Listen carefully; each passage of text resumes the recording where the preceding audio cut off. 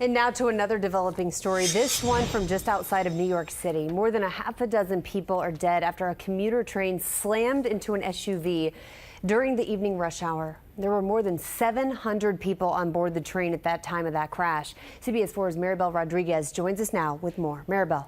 Rhiannon, this happened in Valhalla, New York. That's around 25 miles north of Manhattan. 7 people are dead, including the driver of the SUV, who investigators say got stuck on the tracks. She got out of her vehicle, but then she got back in and was trying to drive off when the train hit and burst into flames.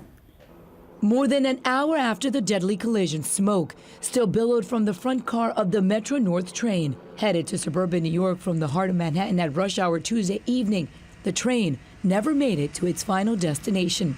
Investigators say it crashed into a Jeep Cherokee stopped under a gate on the tracks, triggering a deadly explosion and fire. The third rail of the track came up from the explosion and went right through the car. Hundreds of commuters were on board at the time. When I heard the extent of the damage to the first car and I saw that it had burned completely, I couldn't even imagine how many people were in there that had lost their lives.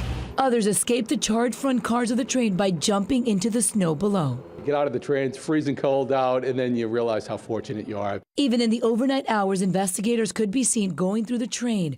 Meantime, service on the rail line where the accident happened has been suspended. Metro North is the nation's second largest commuter rail line and serves close to 300,000 riders in New York and Connecticut a day.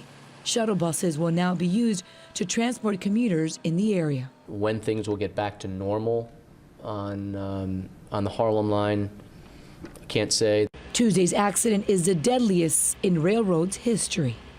And the NTSB is still investigating last night's crash. The agency has investigated 5 Metro North accidents over the past 2 years. And in the worst of the accidents, 4 people were killed when a Metro North train derailed in the Bronx in 2013. Maribel Rodriguez, CBS 4 This Morning.